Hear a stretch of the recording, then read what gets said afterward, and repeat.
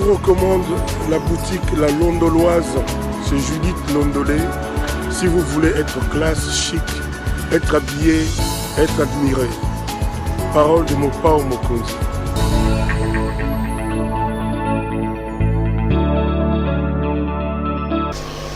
Madame, Messieurs, bonsoir. Je suis heureux de vous retrouver pour ce nouveau numéro de l'émission Contre nous soit dit, ce magazine d'analyse d'actualité politique. Avec un invité sur le plateau, nous prenons des questions majeures qui retiennent l'actualité dans ce domaine, on les met sur la table et avec lui, on tente de les décrypter. Vous le savez, l'actualité politique dans le pays reste dominée par les remue-ménages qui existent désormais entre Félix Antoine Tshisekedi Tshilombo, président de la République, et son allié Joseph Kabila Kabange. Le chef de l'État a décidé de rompre ce mariage. Il annonce qu'il va nommer un informateur et de cet informateur-là sera issue une nouvelle majorité, union sacrée, pour avoir un gouvernement qui travaillera en harmonie avec lui. Aujourd'hui, on va essayer de faire une lecture du discours du président de la République. Y a-t-il des traces de spiritualité à l'intérieur de ça? Parce qu'il semble qu'on dit rien ne peut arriver si Dieu ne le décide. Qu'est-ce que Dieu pense du Congo et pense de Félix Antoine Tshisekedi? J'ai tenté aujourd'hui de décortiquer ce thème-là. Pour en parler, quelqu'un que je reçois sur ce plateau, non pas pour la première fois, c'est un habitué, un ami, un frère. C'est l'évangéliste Blanchard Bolola. Évangéliste, bonsoir. Bonsoir, monsieur Perrault. Comment vous allez? Je vous rapproche de votre micro. Dieu nous fait du bien, Dieu nous garde. Nous espérons que la main de Dieu est en train de conduire les cours des événements dans notre cher et beau pays. Je suis quand même surpris, hein? Vous êtes aussi avocat, hein? Je rappelle que vous êtes aussi avocat, mais vous êtes un homme de Dieu, un évangéliste. Qu'est-ce qu'un évangéliste vient faire, vient commenter dans les choses de ce monde, dans la vie politique? Est-ce que vous n'êtes pas de ceux qui pensent que le ministère était exclusif par rapport à l'action politique, ou vous dites plutôt, tout en étant évangéliste, je suis aussi un Congolais, je peux donc opiner sur la bonne marche de la politique de mon pays? Merci beaucoup pour cette question si pertinente. Vous savez, lorsque Dieu nous envoie sur la terre, il choisit la voie de la famille. Nous ne tombons pas comme les gouttes de la pluie. Nous venons sur la terre au travers l'adresse de nos parents. Et nous naissons dans un cadre familial. Et de ce fait, nous appartenons à un clan, une tribu et à une nation. Et Dieu a donné la responsabilité aux hommes d'organiser la société, la cité. Et c'est ce qu'on appelle la politique. C'est l'art de gérer la cité. Et les chrétiens doivent apporter leur part des contributions. Chrétien, oui, mais homme de Dieu, je parle vous êtes quand même détenteur d'un ministère. Je vous ai présenté comme évangéliste. Oui, je suis en train d'en venir. Nous avons vu, vous savez, lorsque le Seigneur appelle son serviteur, l'appel est lié à des missions spécifiques. Il y a d'abord la mission générale, aller partout dans le monde, faites de toutes les nations mes disciples. Et puis à chaque appel, il y a une mission spécifique. Il y a de ces hommes de Dieu, de ces servants de l'Éternel qui ne sont appelés qu'à rester dans les champs de l'évangélisation. Il y a aussi des hommes à qui Dieu confie une mission particulière pour impacter sur le destin de la nation. Donc, être chrétien, serviteur de Dieu, n'est pas incompatible pour impacter la vie de la nation. Non, mais le problème, c'est celui-là. C'est-à-dire que lorsqu'on est homme de Dieu et que finalement, on fait des opinions politiques, vous savez que la politique, c'est un monde impitoyable où on doit choisir soit de la gauche, soit de la droite. Or, un homme de Dieu, en principe, doit être au milieu du village. Rappelez-vous de ce qui est arrivé au pasteur Mukuna, au pasteur Koutino. Si vous vous opinez contre moi qui suis de la Mouka, je me sentirais mal à l'aise en venant exposer mon problème à un pasteur que je connais proche du FCC, par exemple. Est-ce que, en entrant dans la politique, en donnant des opinions politiques, vous n'êtes pas en train de travailler contre l'œuvre de Dieu et contre les enfants du Seigneur? Vous savez, l'homme de Dieu ne donne pas des opinions favorables à un groupe ou défavorables à un autre groupe. L'homme de Dieu traduit la pensée de Dieu. il est serviteur de Dieu, il est porte-parole de Dieu pour donner les messages de l'évangile. Le mal est que, au lieu de servir le Seigneur, si on choisit la voie de se servir du Seigneur pour atteindre ses objectifs, c'est ça le mal. Parce que l'Église doit apporter la force morale. Parce que tous les politiciens, que ce soit de gauche ou de droite, viennent à l'Église. L'homme de l'Église, c'est-à-dire les ministres de l'Évangile, les sacrificateurs, doit garder une certaine, j'aimerais emprunter les termes, une certaine distanciation avec la politique pour maintenir cette neutralité objective. Mais lorsqu'il a des opinions qui peuvent coïncider à un camp ou à un autre, mais si c'est là la vérité, il ne doit pas avoir peur de dire la vérité. Nous sommes proches de la vérité, nous passons les messages de Dieu, nous demeurons dans ça. Si le Seigneur me donne une vision, me donne une pensée comme serviteur de Dieu, je dois le dire, mais je dois choisir la voie de la sagesse. Merci beaucoup, évangéliste Blanchard. Aujourd'hui, je vous ai appelé parce que je voulais un peu avoir la lumière, qu'elle soit scientifique, qu'elle soit spirituelle, qu'elle soit divine, sur les événements qui se passent au Congo. Je sais que vous êtes amoureux d'un ouvrage qu'on a présenté lors de votre dernier passage ici sur ce plateau. Je voulais qu'on en parle un peu. Vous savez que le président de la République a tenu un discours, c'était le 6, et aujourd'hui il a réaffirmé son discours. En clair, le chef de l'État a rompu le mariage avec Joseph Kabila. Vous, en tant qu'homme de Dieu, vous, en tant que scientifique, en tant qu'un intellectuel, comment avez-vous jugé le message de Félix Antoine Tshisekedi à la nation? Merci beaucoup pour cette question. Je crois que, comme vous l'avez dit, mes interventions souvent sont inspirées d'un ouvrage. L'ouvrage dont je n'en suis pas l'auteur, c'est l'œuvre du fait Émile Kamimbaya Ngulu, un Congolais à qui Dieu a donné un message sur les destins prophétiques de cette nation, parce que dans cet ouvrage, il démontre que nous ne sommes pas n'importe quelle nation, mais nous sommes une nation choisie par l'Éternel, nous sommes les projets de Dieu pour ce temps de la fin. Et il démontre par des faits historiques, scientifiques et bibliques que nous avons un rôle à jouer pour le relèvement de l'Afrique et pour l'avènement de l'évangélisation mondiale. Et nous sommes dans cet ouvrage en page 11.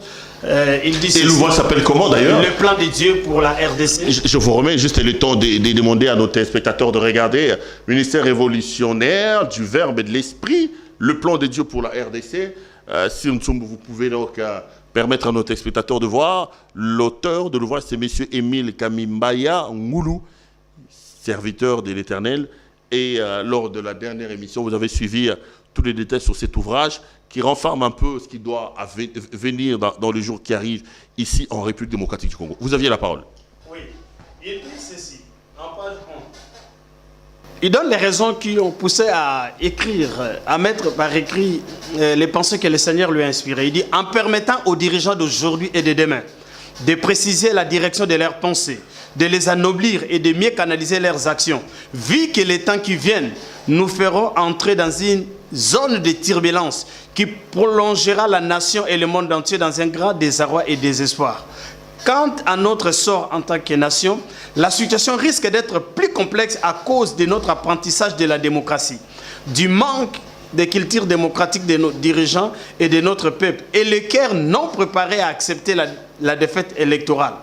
Parce que je crois, c'est l'auteur qui parle, que la RDC a accompli son cycle du désert et de sa formation à l'instar d'Israël, et que nous devons maintenant entrer en possession de notre Canaan ou héritage national, c'est-à-dire vie de bonheur, de dignité, de prospérité.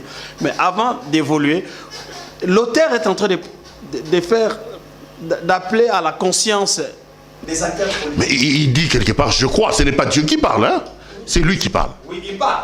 Il parle comme celui qui a reçu la grâce d'écouter la voix de Dieu, d'avoir les révélations. Il démontre que, en permettant aux dirigeants d'aujourd'hui et de demain de préciser la direction de leurs pensées, c'est-à-dire que lorsqu'on vient en politique, lorsqu'on a le privilège de présider aux destinées de tout un peuple, d'une nation prophétique comme la République démocratique du Congo, on doit préciser la direction de ses pensées. On ne doit pas improviser. Voilà pourquoi les chefs de l'État, après avoir initié les consultations, après avoir été à l'écoute de son peuple, après avoir été en contact avec les desiderata de toutes les forces vives de la nation, le chef de l'État a levé l'option, ou il a levé des options. Entre autres, il a décidé de mettre un terme à la coalition FCC-Cash. Pourquoi? Parce que c'est lui qui a des comptes à rendre à la nation. C'est celui que le peuple a choisi pour présider à sa destinée durant ce quinquennat.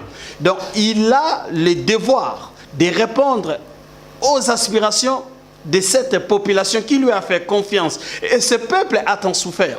Le frère Émile Kamimba a dit que ce peuple a tant souffert.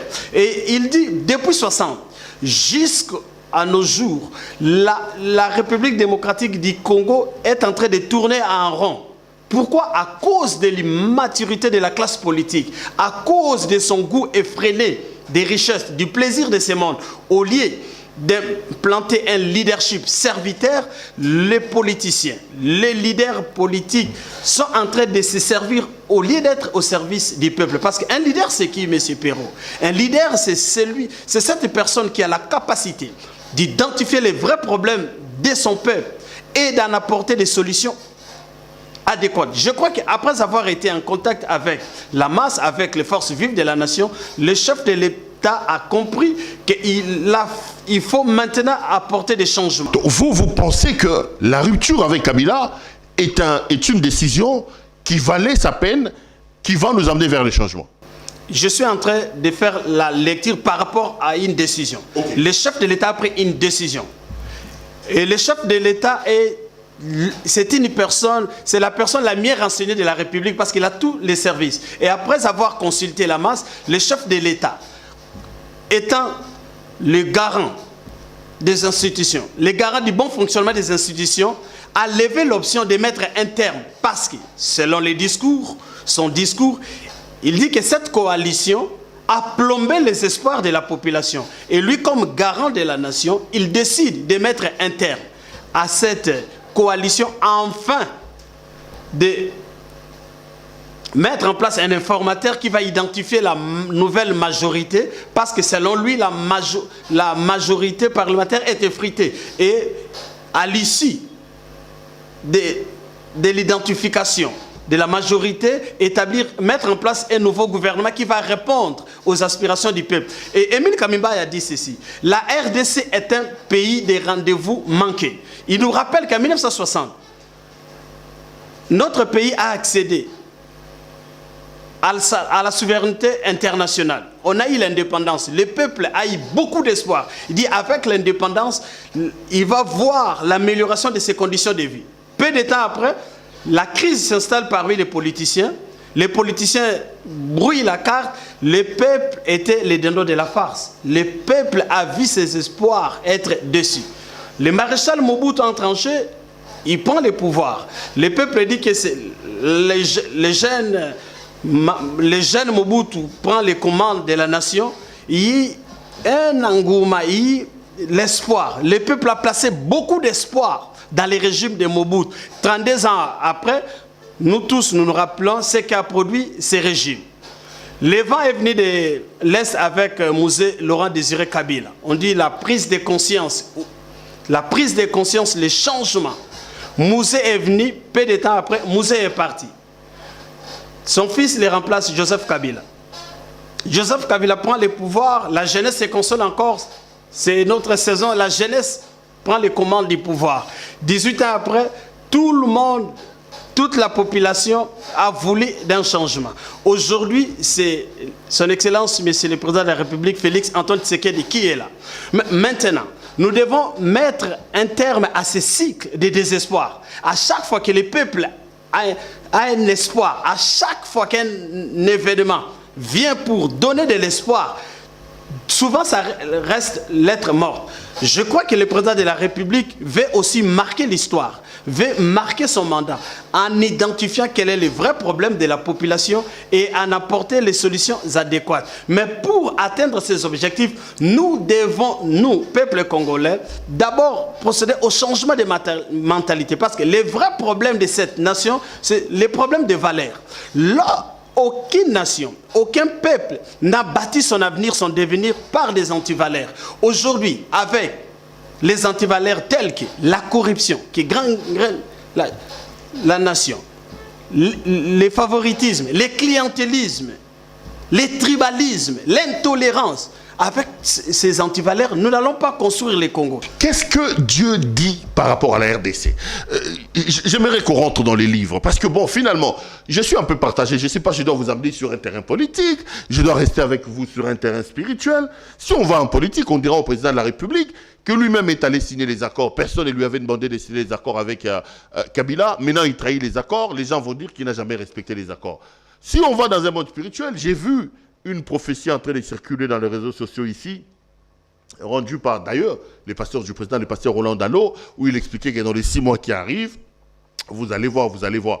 Est-ce que ce qui arrive ici actuellement, le désordre, la déchéance du mariage FCC Cash, rentre-t-il dans le plan des dieux pour le pays, tel que Émile Kambimba il a dit, ou c'est plutôt un problème politique, des hommes politiques qui décident par jeu politique, de se comporter comme ils veulent?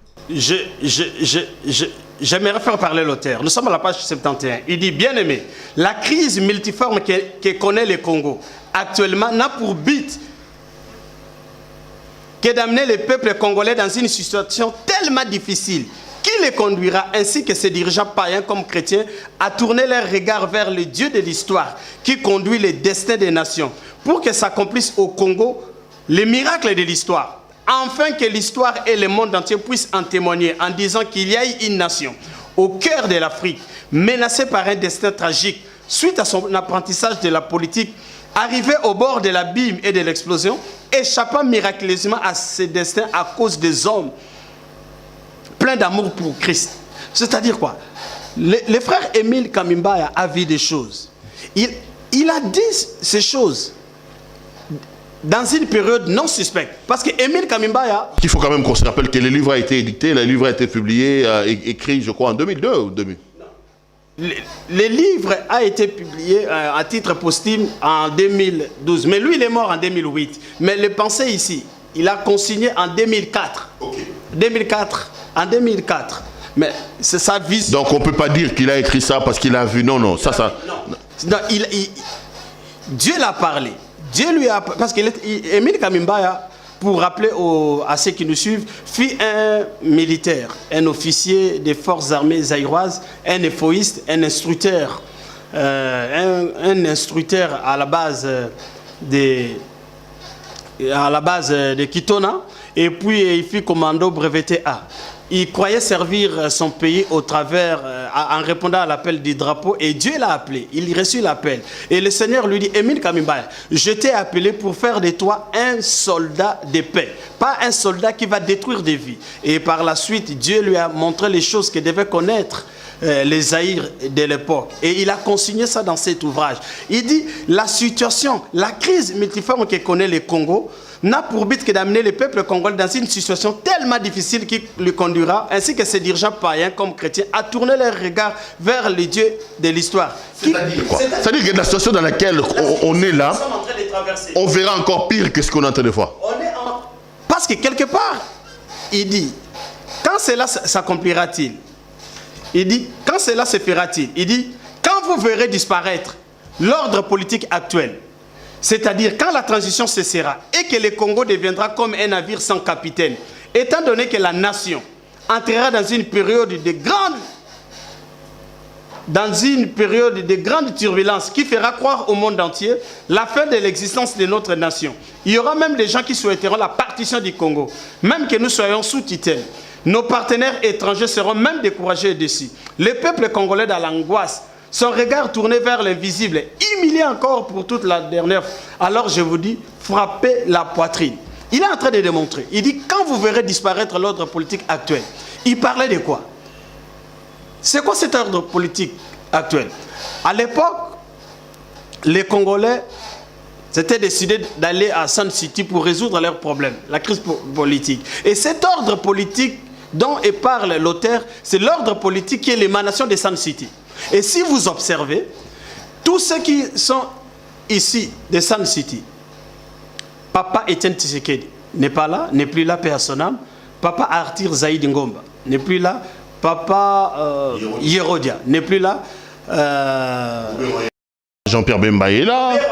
Kabila lui-même, l'artisan de ça, est là. Jean-Pierre Bemba est là. Kabila, le sénateur Avi, est là. Mais je crois que ceux qui sont là n'ont plus les mêmes auras qu'ils avaient. La prophétie est en train de courir et de s'accomplir. Il dit, lorsque vous verrez cet ordre politique disparaître, étant donné que la nation entrera dans une grande zone de turbulence, mais Émile Kamimbala est en train d'aviser la classe politique. Il dit, vous qui aurez la grâce et le privilège de présider au destin de cette nation, ne vous fiez pas seulement à votre vision politique, à votre calendrier politique, mais cherchez à connaître le plan de Dieu pour cette nation, les assignations spécifiques de cette nation, parce que la crise de cette nation, elle est premièrement spirituelle. Et lorsque nous parvenons à résoudre la cause de la crise, c'est alors que le schéma va se dessiner. Voilà pourquoi... Nous sommes où par rapport à cette prophétie? Est-ce qu'on est déjà dans cette période trouble? Parce que la prophétie, elle est quand même assez apocalyptique. Hein. Il vous dit qu'il y aura l'angoisse. La prophétie nous dit que le pays sera déchiré, que beaucoup vont... Apparemment, nous n'en sommes pas encore là. Vous savez, si vous observez la situation de notre pays depuis Sun City jusqu'à aujourd'hui, les grandes lignes qu'Émile Kamimbaya a dit sont en train de s'accomplir. Mais il dit ceci, malgré tout ça, malgré tout ça, la stratégie de Dieu pour sortir cette nation de l'impasse, nous sommes à la page 24, la stratégie de Dieu pour sortir cette nation de l'impasse, la stratégie que Dieu a pour sortir cette nation de son impasse est unique, elle est spirituelle, elle est surnaturelle, elle ne sera ni militaire, ni spirituo-politique. C'est-à-dire quoi? Que ceux qui ont l'option de prendre les armes, ceux qui ont l'option de mettre le pays à sang, ils vont échouer. Pourquoi? Parce qu'il y a un Dieu qui contrôle, qui préside au destin de cette nation. Nous allons connaître des zones de turbulence, nous allons connaître des crises. Mais le prophète est clair, il dit, cette nation, le Congo ne fera pas naufrage. Et à chaque fois, les gens seront étonnés comment une nation qui était au cœur du chaos, au bord de l'abîme, mais échappa à ses destins chaotiques à cause des hommes et épris de l'amour de Christ. Mais pour manifester notre destinée, pour que notre destinée se manifeste, notre destin se manifeste, nous devons, nous Congolais, nous réconcilier à 3 dimensions. Il dit... Avant d'arriver là, vous n'avez toujours pas répondu à ma question, évangéliste. Le prophète dit ici que le pays traversera des moments compliqués. On sera comme un navire sans commandant. Beaucoup vont appeler au déchirement de ce pays. Il dit que les Congolais, certains vont même vouloir à ce qu'il y ait une partition du pays. Est-ce que nous y sommes? Sommes-nous déjà en train de vivre ces moments d'angoisse, ces moments chaotiques, ou c'est prémonitoire, c'est des choses qui doivent venir? Parce que ce qu'il dit là est lié à une promesse, parce qu'il nous dit, si vous lisez les livres, que quand vous allez voir ces choses, réjouissez-vous. Devons-nous déjà commencer à nous réjouir, ou il faut d'abord qu'on attende des situations beaucoup plus calamiteuses, beaucoup plus compliquées que celles que nous vivons aujourd'hui? Je dis au peuple congolais, rassurez-vous, réjouissez-vous, parce que le Congo ne fera pas naufrage. Nous sommes dans une période où il y aura certes des moments difficiles, des moments compliqués, mais parmi des signaux forts de la manifestation du destin prophétique, il y a un acte que le président de la République a posé. Consacrer cette nation. Parce que le frère Émile en parle. Il dit, lorsqu'on aura consacré cette nation au Seigneur, c'est ce que le président a fait. Il a consacré cette nation au Seigneur. Il a recommandé la marche de la vie de cette nation entre les mains du Seigneur. Et le président de la République est appelé comme le numéro 1 de cette nation, à réconcilier le peuple avec lui-même. le peuple congolais doit se réconcilier avec lui-même. Pourquoi? Parce qu'il y a eu trop de fractures. Il dit, dans notre apprentissage de la démocratie, dans notre marche démocratique, depuis 60 jusqu'à ces jours, il y a eu beaucoup de fractures, il y a eu beaucoup de blessures, il y a eu beaucoup de victimes. Toutes ces blessures-là doivent être pensées. Et c'est le leadership. Le président de la République doit jouir de ses compétences, de son leadership pour amener cette nation dans cet élan de la réconciliation. Parce que la réconciliation nationale, dit Émile Kamimbaya, c'est le fœtus qui porte notre destin prophétique. Non seulement nous devons nous réconcilier avec nous-mêmes, mais nous devons nous réconcilier avec notre environnement. Parce qu'il dit, le sang suit la nation. Trop de sang ont coulé. Et je salue le discours du président de la République lorsqu'il parle de cette population qui a connu des atrocités comme la victime du leadership politique. Donc, il y a eu trop de fractures. L'âme du Congo a été détruite. Mais aucun discours politique ne peut toucher l'âme, ne peut restaurer l'âme. Ça relève du rôle des sacrificateurs. Voilà pourquoi il dit, dans la manifestation de notre destin prophétique, les politiques que Dieu va susciter pour amener cette nation dans la conquête de sa destinée prophétique doivent aussi être en étroite harmonie avec les sacrificateurs. Mais il dit, parmi les choses qui nous bloquent dans cette nation, c'est une prêtrise inconsciente, non responsable de sa mission. Parce que lorsque la tempête a commencé à menacer, à faire chavirer la barque aux États-Unis, il dit, il y a eu un discours spirituel qui s'est levé avec Martin Luther King. Or, aujourd'hui, la sacrificature congolaise, au lieu d'apporter les solutions aux problèmes des Congolais, la sacrificature devient elle-même un problème. Et nous aussi, on avait notre Kimbangu quand même, hein? Il parle de Kimbangu. Il parle de Kimbangu. Il dit, méconnaître la vision de Kimbangu, c'est se priver d'une source capitale importante dans la marche de notre destin prophétique. Parce qu'il dit, Kimbangu a prophétisé l'existence de cette nation, la naissance de cette nation. Parce qu'en 1921, Kimbangu s'élève, il dit, de cette terre naîtra une nation puissante. Une nation puissante. Un jour, Motomoindo akokoma Mondele, Motomondele akokoma Motomoindo. Il dit, c'est à cause du message de Kimbangu que des hommes comme Kassavou se sont levés pour lever la masse. Pourquoi? Parce qu'il y avait un discours spirituel puissant qui a maintenu la masse. Des hommes comme Lumumba ont maintenu la masse. C'est parce qu'ils ont crié à la vision de Kimbangu. Il en parle. Il parle de Kimbangu comme un grand prophète, comme un grand leader qui a marqué. Il dit, Kimbangu, lui il appelle, dit Kimbangu c'est comme notre Abraham. Il a prophétisé. Notre patriarche. Kimbangu c'est un patriarche. Pour nous les Congolais, nous devons en être fiers. Mais il dit dans cette marche prophétique, nous devons nous armer de valeurs spirituelles, de valeurs christiques. Parce que nous devons, nous, Congolais, impacter le destin de l'Afrique. Mais pour impacter le destin de l'Afrique, nous devons nous guérir de nos blessures. Il dit beaucoup de sang. Parce qu'il faut quand même qu'on se dise que le prophète Émile Kamimbaya, il donne aussi quand même une porte de sortie. Hein. Il parle de certaines conditions pour que nous puissions finalement nous en sortir. De quoi s'agit-il? C'est ce que tu es en train d'évoquer là en ce moment. Il dit pour sortir les pays de l'impasse. Parce qu'il a dit ceci. On l'a eu à le répéter dans plusieurs plateaux. Aussi longtemps que tout colloque politique, tout dialogue, toute concertation, appelez ça comme vous voulez, n'aura pas pour fondement essentiel la vraie réconciliation de cœur, le Congo va se retrouver toujours devant l'impasse. Et il démontre depuis 60. Or, la vraie réconciliation doit être la réconciliation de cœur. Parce qu'il dit à Sun City, la réconciliation était superficielle. La réconciliation était politique. Les politiciens avaient un objectif de gagner par les dialogues, c'est que la guerre, les armes ne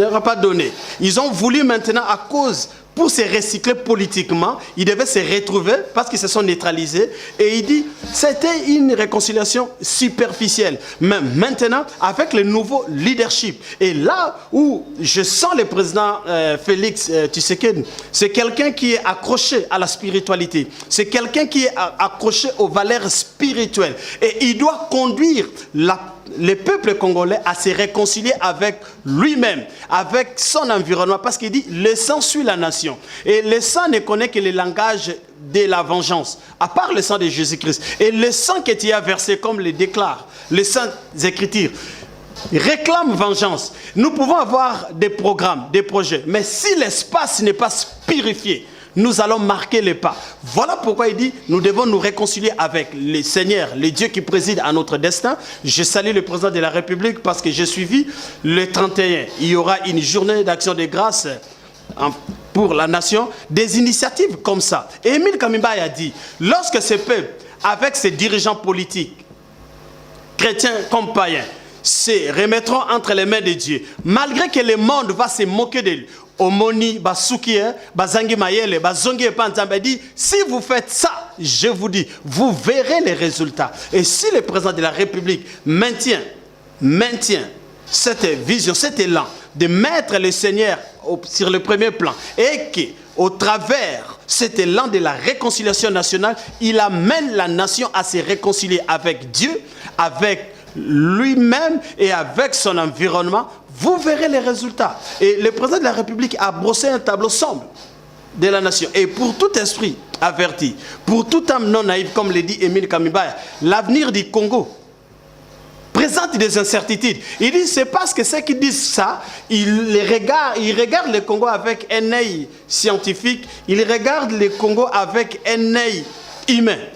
Mondain. Mais il dit la destinée de cette nation est glorieuse. Et je crois que si son Excellence, Monsieur le Président de la République, continue dans cet élan et il entraîne la nation. Donc, évangéliste, vous dites que dans ce combat pour le redécollage et le redémarrage de ce pays, le président a besoin de l'adhésion et du soutien de son peuple.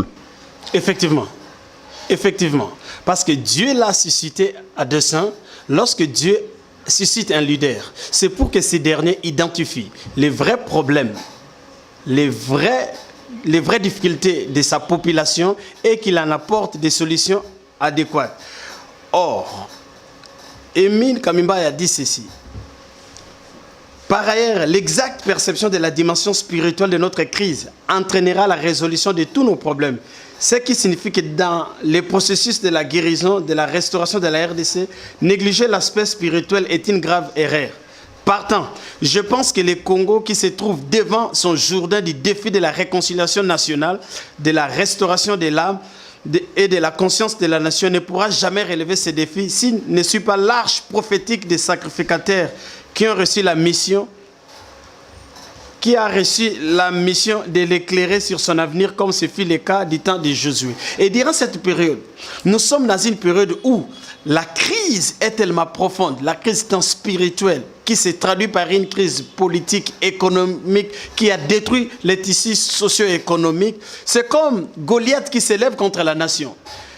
Et on a besoin du courage d'un homme comme David, qui peut s'élever et relever les défis pour accorder les repos à ces peuples. Nous sommes durant cette période de la génération Josué. La génération Josué, c'est cette génération qui a compris l'essence du combat mené par les pères de notre indépendance. C'était des jeunes, M. Perrault, des jeunes gens comme Lumumba, Kassavoub et leurs compagnons se sont levés et ils ont défié les Belges. Qui représentait Lumumba à l'époque, qui représentait Kassavoub. Mais à chaque fois que les Congolais étaient unis autour d'une cause nationale, les Congolais ont accompli les miracles. Et maintenant, nous avons besoin de la génération Josué, une élite qui comprend l'essence du combat mené par les pères de l'indépendance pour que le Congo accède à son Canaan. Un Congo de paix, un Congo de l'unité, un Congo développé, un Congo qui joue un rôle pour le relèvement de l'Afrique. Parce que empêcher le Congo de prendre son envol, c'est hypothéquer le destin de l'Afrique. L'Afrique va se relever. Nous avons besoin de la génération Josué. La génération Josué, c'est cette génération qui a compris l'essence du combat mené par les pères de l'indépendance. Parce que c'est fait des jeunes gens qui ont bravé la peur, des jeunes gens qui n'ont pas eu peur de la métropole, qui n'ont pas eu peur de la colonisation, qui n'ont pas eu peur des représailles, mais qui, jusqu'au sacrifice suprême, ils ont exposé leur vie pour le bien-être de cette nation. Je crois que si la génération politique actuelle s'identifie à cette génération Josué, parce que Émile Kamiba a dit, avant que le Congo accède en Sokana, il y aura une bataille finale entre la génération traître et la génération Josué. La génération traître, c'est cette génération qui bâtit son bonheur dans le malheur des Congolais. C'est cette génération qui goûte à toutes les sauces, qui est partout, qui est source du malheur de cette population. Cette génération qui a tout profité, qui a bénéficié du bonheur de cette nation, mais en caporalisant sa population, en maltraitant ses frères. Maintenant, la génération Josué, c'est cette génération qui nous donne accès à Cana, à une vie de bonheur, à une vie de liberté, à une vie de dignité. Nous croyons que les Congolais, une fois qu'ils auront identifié leur bonheur, ils auront identifié leur bien-être, nous devons bannir l'égoïsme, le tribalisme, le sectarisme, la violence, l'intolérance, parce que le Congo n'a pas besoin du tribalisme. Le Congo n'a pas besoin de se faire la guerre. La guerre fratricide, nous n'avons pas besoin de ça. Voilà pourquoi le peuple congolais doit rejeter tout discours séparatiste. Parce que cette nation ne connaîtra jamais la balkanisation. Parce que Émile Kamiba a dit, tous les complots depuis 60 jusqu'à nos jours, visant à émietter cette nation, n'a pas pu se réaliser. C'est parce que les Congolais nous sommes forts. Non, c'est parce que Dieu nous veut unis. Dieu ne permettra jamais que le Congo perde ne fût-ce 1 millimètre carré. Voilà pourquoi le temps est arrivé où les gens doivent avoir l'humilité de reconnaître leurs erreurs, de reconnaître leurs faiblesses et de nous laisser conduire par Dieu sous un bon leadership. Et nous devons maintenant instaurer un nouveau leadership. Et le Congo passera par la refondation. Et j'aimerais ajouter ceci, M. Perrault. Même la constitution que nous avons aujourd'hui, c'est une constitution des belligérants, des hommes qui se sont fait la guerre hier. Ils ont monté ça pour aller aux élections. Mais les Congolais doivent aussi se mettre autour d'une table dans une nouvelle législature pour mettre en place une constitution qui n'est pas conflictogène, une constitution qui vise le bien-être du Congo, la stabilité du Congo, parce que cette constitution est l'œuvre des belligérants, des hommes en conflit, des hommes en guerre. Merci beaucoup, évangéliste. Ça a été un grand plaisir de vous avoir sur ce plateau et de tourner cette émission dans les conditions que vous savez. Je suis très heureux de les finir, si seulement notre spectateur pouvait comprendre les difficultés qui sont les nôtres. Merci d'être venu nous voir, évangéliste. Merci beaucoup. Voilà pourquoi nous demandons au peuple congolais de faire confiance à l'Éternel, au Dieu qui préside à son destin, de croire que l'Éternel a écouté ses prières, que chacun se remette en question, que chacun puisse changer. Parce que si moi je change, je vais influencer M. Perrault. Je n'attendrai pas que M. Perrault change. Et la somme de nos changements impacteront sur la destinée de la nation. Pour quelqu'un qui veut vous avoir, il fait comment? Votre numéro de téléphone, une adresse? Nous sommes connectés au 081 586 51 99. 081 586 51 99. Vous voulez avoir de plus amples détails sur les livres sur l'homme de Dieu, appelez donc à ce numéro. Madame, Monsieur, cette émission est complètement terminée. J'ai été heureux de vous la présenter. Je serai également heureux de vous retrouver pour un autre numéro prochainement. Je vous prie donc de suivre ces spots publicitaires. Nous sommes partenaires d'un rendez-vous culturel qui se tiendra ce week-end, le samedi 19 décembre, ici à Kinshasa, à la place chez Temba, dans la commune de la Gombe, où nous sommes partenaires du concert de M. Mandachante.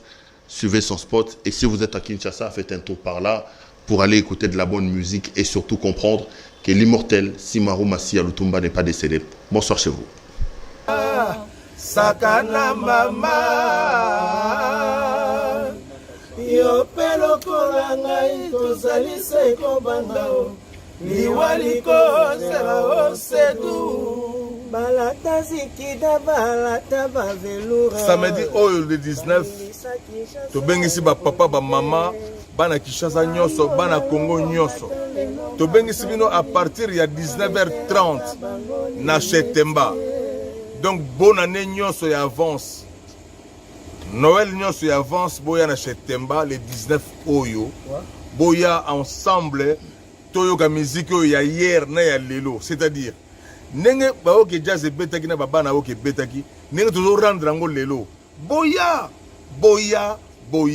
samedi oyo na Chetemba à partir de 19h30 boko sepela moyete boko mona ke bozaki na mission monene na mboka lokwa Simaro Masia poète quoi azaki na banzembo nini et beaucoup yoga banzembo ya manda chante et beaucoup yoga bandeko tozana bango ensemble lokwa bomoni ya tozali belé batata ba mama bobuka na te samedi le 19 et koyinda bana oke avec papa Lutumba Simaro